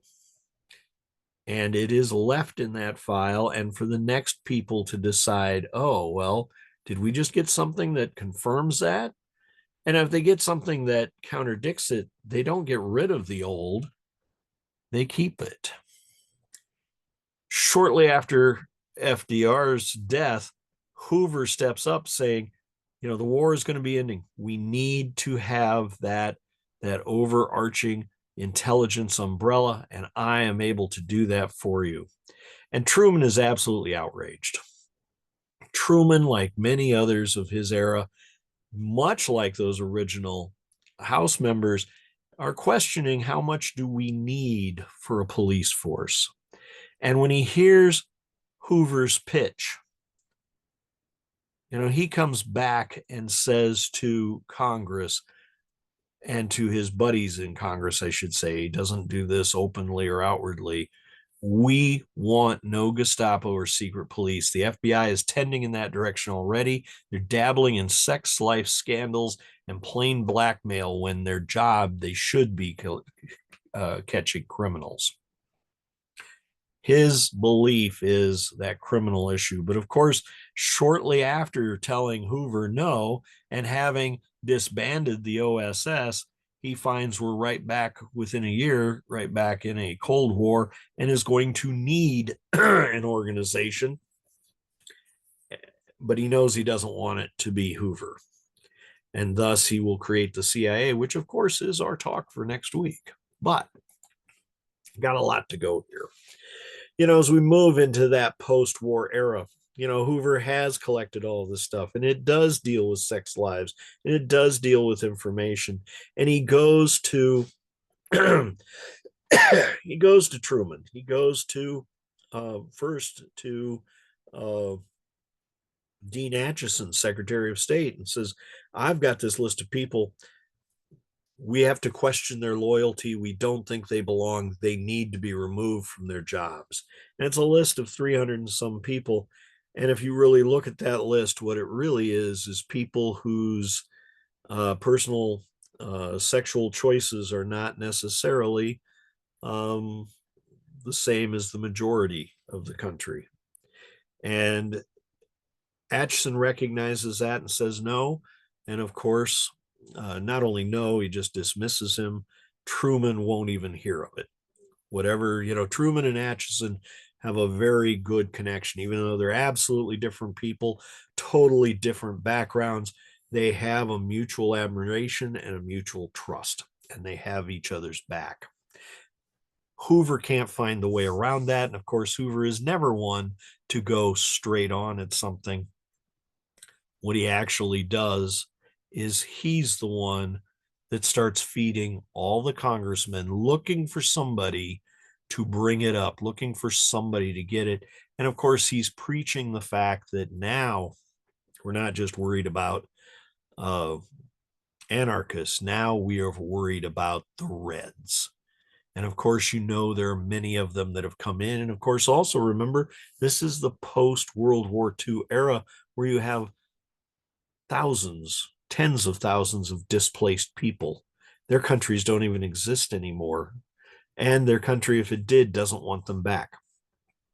They're the Jews. They are the different groups that have been pushed out. And many of them are coming to America during that time when, under the laws, they're not restricted by those new immigration laws that came in the 1920s. The question is then, is this a witch hunt or a valid inquiry? And of course, what we know is it is the second Red Scare. The big thing about this Red Scare, though, is it's driven by the House. Realize we're not necessarily investigating. Some of this is driven by some investigations, and those investigations under the FBI that had turned up some issues, but a lot of the others are people that are being brought forward because of their differences, because of that worry that they are un-American. But they're coming before a House committee. They will be publicly questioned. None of the facts behind the questions will be displayed, which of course is absolutely against the idea that you have to know who your accuser is. And what you also get out of this, there's no effort to prove anything, because what will happen if they work for a government organization and they are questioned and put on the spot. And of course, they're not allowed to really answer anything directly. They, if they say no, I'm not, then it's, well, we don't believe you. And if they say yes, I am, then, well, that takes care of that. You're gone. It was not against the law in the 30s to be a member of the Communist Party. And of course, during the 40s, the communists were our partners in this great effort to defend Europe and defeat Nazi Germany. But from 1945 on, we suddenly retroactively find anybody who had had a part in being part of the Communist Party, they're dangerous. So, with all of that, the real danger of all this is it's going everywhere. It's going out through this newfangled TV. It's going out over radio, and it's in all the newspapers. And what that really does is the rest of the American public, just like they read the newspapers and they were worried about a set of outlaws or mobsters showing up in their town of 1,000 people. They were worried about the big things that were happening in Washington, and that their local government might have the same types of corruption. And remember, corruption is rampant in the post-war world. You bought things quickly, you paid a lot of money for them, prices went up, escalations went up, and it was easy to hide corruption. But this isn't about corruption. They're not chasing down corruption, they're chasing down Reds. And what happens is it makes it very easy, because local school boards start applying the same rules to people that work at their schools. If there are questions or inquiries about these people, they are handled the exact same way as they're seeing on TV in the Congress. And that's where the real issue of all of these problems becomes so devastating to America. Now, remember, it's the 1950s and we're going forward. And I didn't see it show up here, but one of the things you need to realize, as I said, we call it McCarthyism, but it's really Hoover that was pushing it. It's really Hoover that was behind it. Yet, Hoover again is still good copy. Hoover again has that long social contact with all the people because of his work with newspapers and everybody else. But he's getting older. He's probably 60 in 1955, and of course that was old back then. Here he is getting a medal from Ike, and I think this is about on his birthday. But as he's gone into the 50s and as he became more strident about those bad actors that are hiding out in the in plain view, he is starting to run. He continues to run the agency, but his views have become rigid. He cannot look at the civil rights movement and say this is from people who have been held down too long. He sees only that they must be under the control of foreign left-wing governments. He has hundreds of men as informants within the KKK in the South, but never risks their exposure to prevent an attack that all of them know are coming. And we will see that play out through the 50s and into the 60s, and that is damning in the extreme. Here, he's calling Dr. King the most notorious liar. He can't stand King, and he will carry on a vendetta against King using the FBI for many, many years, a decade or more. It's a ruthless campaign to get Martin Luther King, and that will include anonymous packages, letters, threatening letters, nasty letters claiming things in King's sexual life to his wife. They They want King to shut up. When they can't do that, they want him to commit suicide. And that's what the letters are pushing.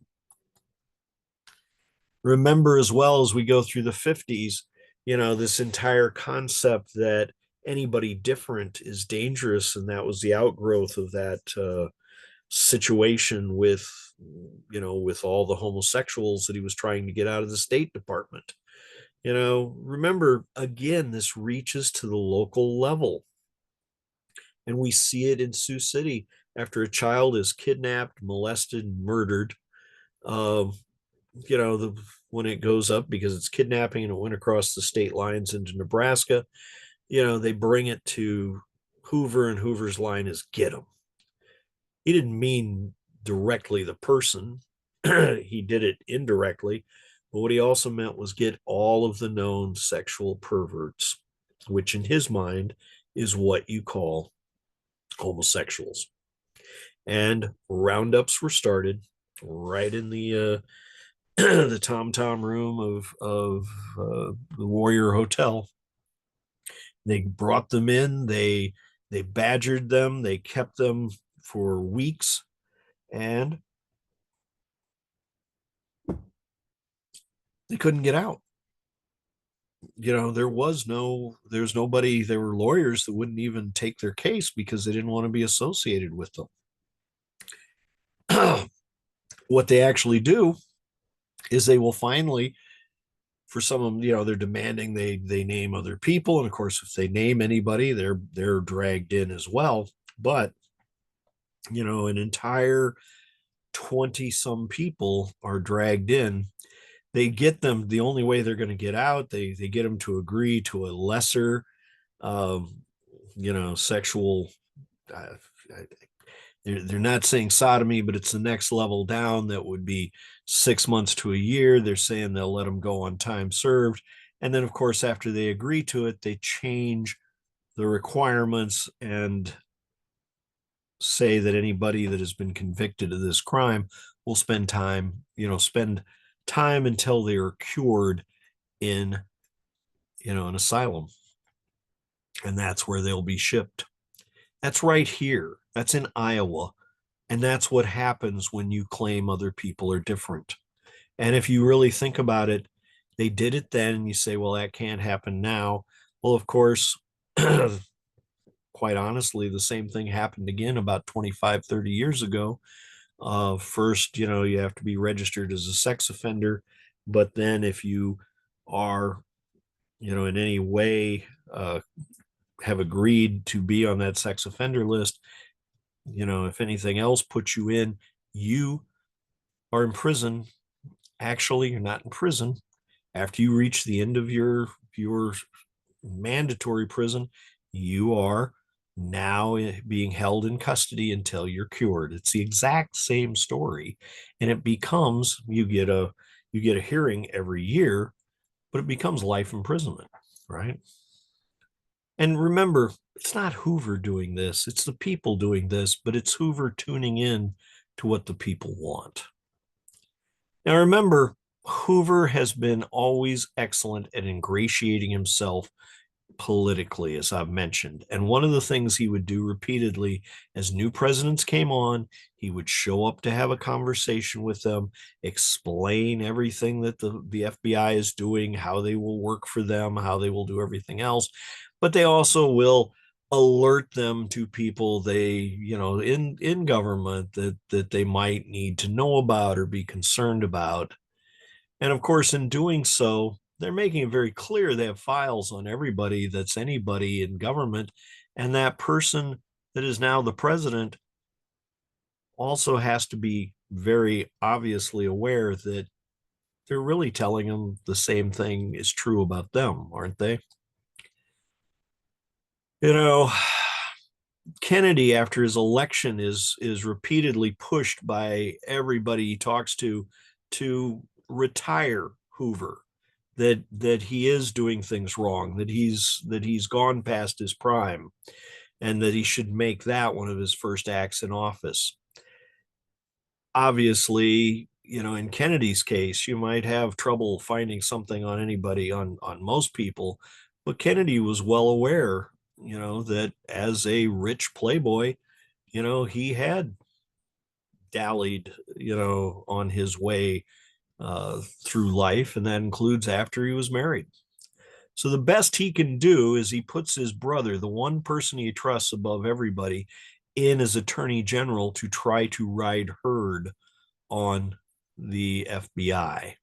Nobody is happy about it. And of course, Hoover continues to do things under the hood, sabotaging Martin Luther King Jr., mailing him those threatening notes, telling him to kill himself.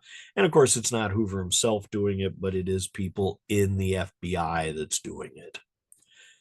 Now, of course, after Kennedy is gone, we've got LBJ, and that's a little bit different situation because, of course, LBJ is the guy that can out talk and convince anybody to do the things he wants. And of course, LBJ and Hoover, in some ways similar. Um, it becomes almost a popcorn night each week as they go through these files, and he alerts, ostensibly alerting LBJ to all these potential situations, but of course he's empowering LBJ to have even more clout with people, right? Um, and LBJ is able to keep his eye. It's the old, keep your enemies close, but keep your friends closer. He's doing that very much with J. Edgar Hoover. And in doing so, he bends Hoover because, of course, LBJ is determined to get a Civil Rights Act through Congress. And in doing so, he is pushing Hoover hard, knowing that Hoover has all of these informants in the KKK, and thus working and working that process to get the information to do what is right and good with the information as opposed to what Hoover's been doing with it. Now, again, don't get me wrong. Hoover has done some very good things, but really, he has outstayed the time that he should be there.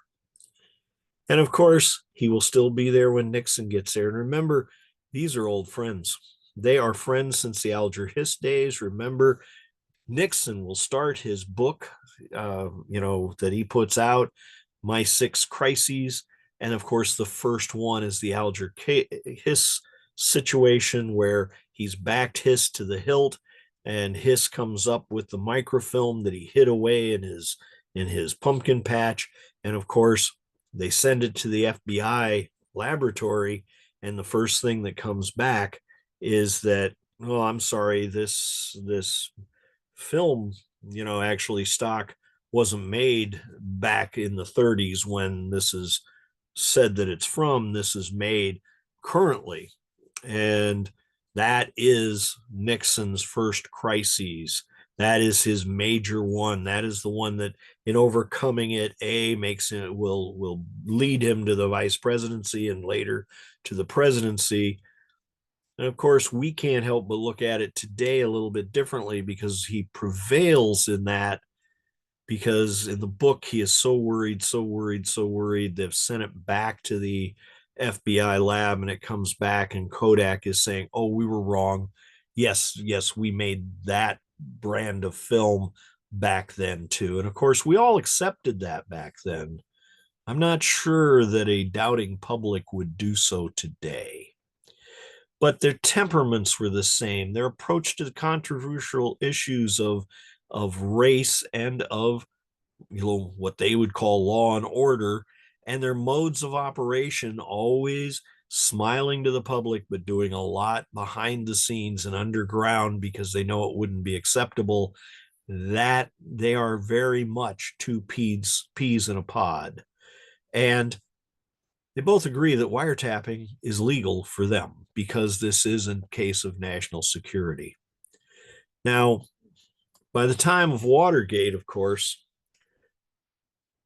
you have a situation, these two friends can't agree.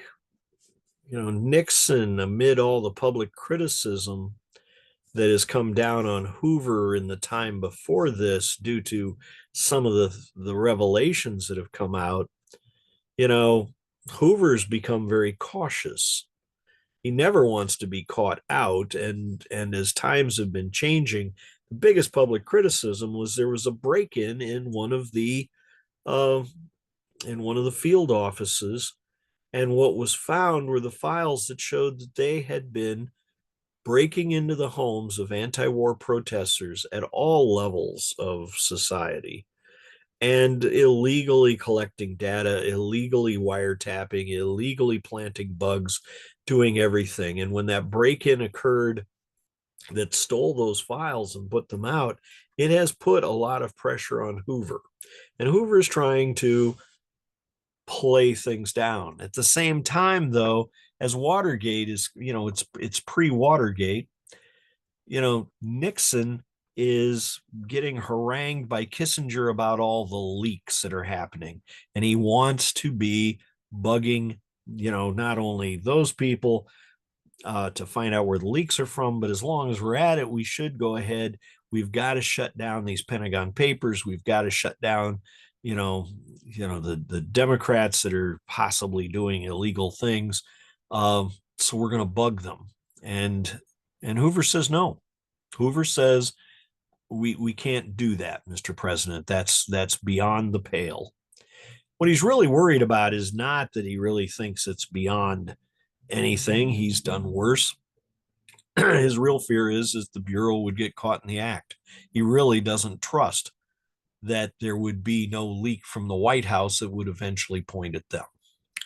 In saying no, Hoover is reaching the end of his life, but he's cautious. He says no. Nixon instead goes ahead and creates the plumbers, the guys to fix the leaks, and that's his team of former FBI and CIA agents to do the very things that Hoover warned him would not, could be disastrous. 6 weeks after Hoover dies, that group of plumbers gets caught breaking into the Democratic Party's headquarters in Watergate. And of course, the irony of all that is that they had already broken in once. They just thought they could move the bug to get better information elsewhere because they weren't getting anything good. And of course, everything unravels when they find out that these same guys had already bugged Daniel Ellsworth's psychiatrist. Clearly an invasion of civil rights. With all of that, with Hoover's death, Nixon is facing a choice. And one of the things is he worries that the person he puts in, if that person has been around a long time, that person may, as Hoover did, stand up to him and refuse to do the things he wants him to do. So Nixon passes over the number 2 man to Hoover, Mark Felt. Part of that, though, is he also knows Felt knows where all the bodies are buried. Felt, too, had participated in those illegal, overseen those illegal wiretaps of the anti-war protesters. But of course, that was one level that had nothing to do with politics. They really feared that the anti-war protesters were leftists, that they were being influenced by the communists, that they were working against the war. Felt had followed Nixon and Hoover's orders all the way along and thought that he should become the next head of the organization. When Nixon refuses to name him, within a few weeks, he will become instead Deep Throat, the person that is providing the background information to verify when they're being lied to in the Watergate cover-up issues that Woodward and Bernstein are covering. He's highly placed, and as I said, he knows where all the bodies are. Of course, the man that he did pick instead, L. Patrick Gray, will almost immediately end up out of office because he did exactly what Nixon said. Nixon had asked him to remove and burn incriminating documents from the White House safe of one of the convicted co-conspirators, E. Howard Hunt. He does so, and he will lose his job almost immediately, tangled in Nixon's web. You know, the big issue behind all of this is Hoover's counterintelligence program. It's the root of his many illegal break ins because of his belief he should have been what the CIA has become, that they should have been able to make a national security issue and get these things done in different cases. You know, with the second changeover almost immediately within a year, the General Investigations Division took over responsibility for any investigations of domestic terrorists and subversives, and they work out much more strict guidelines limiting the efforts to prevent criminal violations. They're making the effort. Remember, the people who went to work at the FBI went there as patriots, not as lawbreakers. That was a big piece of that organization. They would go forward. They'd be taking on the Weather Underground, which has been conducting a campaign of bombings that targeted everything from police stations to the Pentagon. In this era, there was a bomb going off every day somewhere. Spy cases still abound, and of course, they're the ones that will uncover the Falcon and the Snowman through their investigations.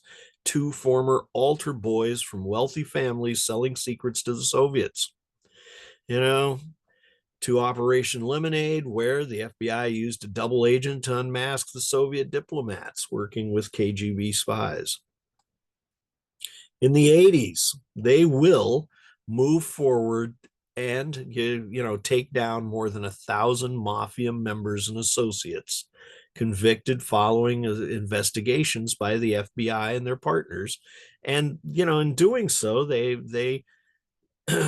they decimate the hierarchies of the crime families in the big cities. They made combating organized crime and white collar crime national priorities. They're huge. Now, they're still working forward. They're trying to increase the value of that use of the laboratory and their other skills. The FBI Academy will launch a behavioral science unit, which is really looking into the concept of profiling to be, in a positive sense, to look for patterns in the behaviors of serial rapists and killers. And they're successful at it. By the 1990s, they are doing worldwide investigations into terrorist attacks. We don't think of that, but they operated overseas because of the Beirut truck bombing. They are there because of the Pan Am flight. They are there with the Cobalt Towers. All of these things are happening and going down at this point. They are the investigative arm. And in doing so, they also recognize that the gangs in the cities have really taken over that outlaw slash mobster space, and they start working into gang investigations to neutralize these situations. But remember, as we go into the 1990s, right-wing terror incidents in the United States has gone up more than 10%. And most of it is a focus around anger by the populations. And those anger areas are white supremacists, which are 43% of those right-wing terror incidents, anti-government extremists, anti-abortion extremists, anti-Muslim extremists, which are the other 42%. Out of 150 incidents, those are the big ones they're working with. And they are really working hard to make some good things happen. Remember, we've got all of these anti-government groups, and we were seeing the rise of shootings and these people that refuse to have tags, to participate in government by buying their licenses or their tags. All of these things are coming up, and they're coming up with the investigations. Part of the problem is, though, they overreach. And in the 1990s, uh, the Aryan Nation has been growing, as a coalition of white supremacists. They're headquartered in Iowa. They believe that whites were the chosen people, Africans are subhuman, Jews are the devil. And they come to believe the world's moving toward a race war, and they want to help that come to pass. They're living in an area up in the upper area of Idaho, and it's believed they're responsible for a number of murders in Idaho already. The FBI wants an informant inside, and they pick a former Iowan named Randy Weaver. They set him up in a bust where they get him to modify a shotgun for them, making it an illegal shotgun. And then in doing so, they try to bend him to be their inside informant. He tells them to take a hike, and everything goes bad from that point on. When he skips his hearing, when a federal marshal shows up, they kill him. There's a shootout at the ranch, and they kill him. The FBI moves in, and there's a siege. In an effort to shut the siege down, and remember, they're dealing with somebody that is a murderer in their book, they decide, if you get the opportunity to shoot him and take him out with the sniper, do so. The sniper misses. He then fires again and kills Weaver's wife. All of this, of course, is nothing but terrible for everybody involved. And now, at this point, the locals are up in arms, but so is the nation. They would investigate themselves. They realize errors are made. Fear of a stockpile of weapons caused the stealthy approach. But in all of the things that were happening, they do not absolve themselves. The sniper should not have taken that second shot.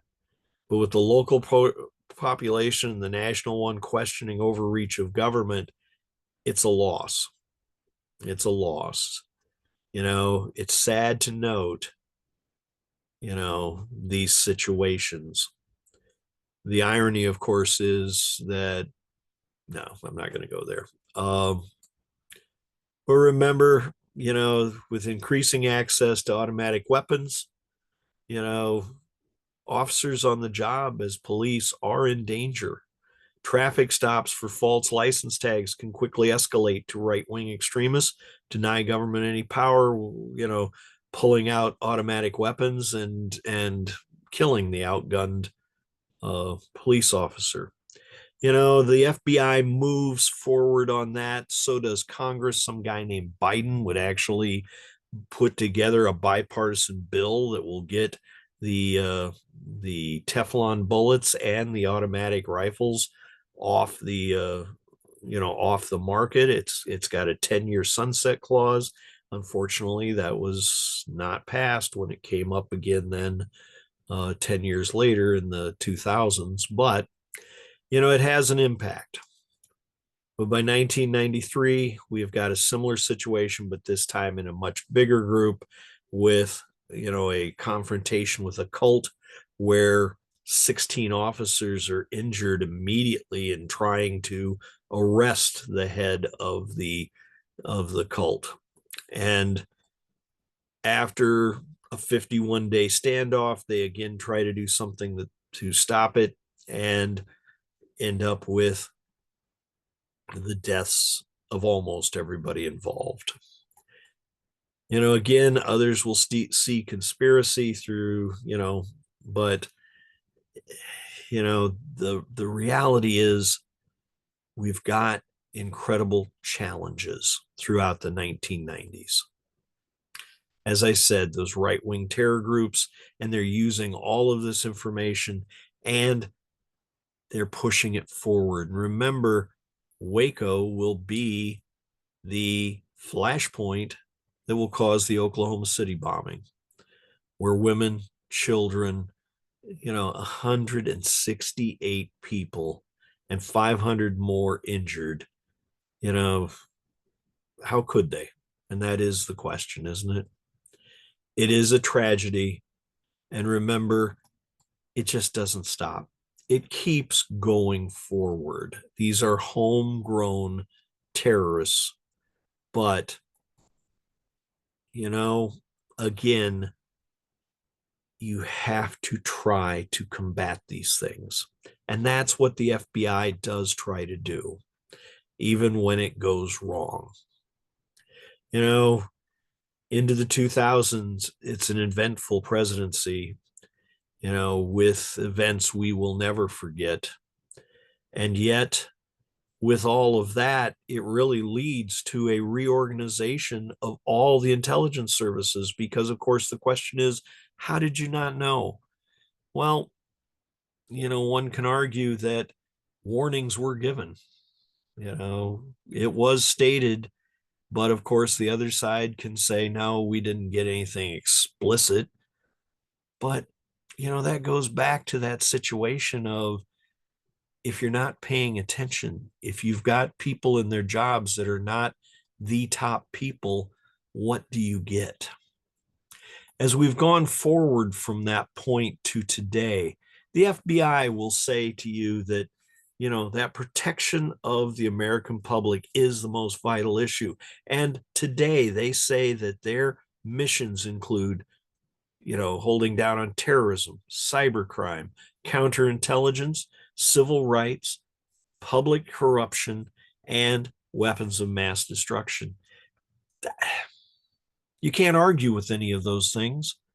You know, they seem a little farther away, and that list goes on, but that's what they claim are their top six. And you can't disagree. If you take your eye off that ball and terrorism happens, whose fault is that? But then there comes the other side of it, which is, what does all this cost? The budget planned for 2024 was to come in at 11.4 billion. That's funding 37,000 plus positions. 13,000 of those are special agents, and 3,200 of them are intelligence analysts. You know, it's a huge budget, but obviously from that last list, it's a huge job. It grows every year, but not substantially. Of course, when you're talking billions, that is a lot. The question is, do you get what you pay for? It's likely, isn't it? Wouldn't you have to analyze it? Remember, they have continued to provide aid locally. It's not just the investigations they do, it is their aid to local police forces as well through their cybersecurity efforts, through their, enhanced cyber investigative abilities. They have, led the way on the DNA collection and processing, much like they did on fingerprinting. And of course, they continue to work on the issues of violent crime.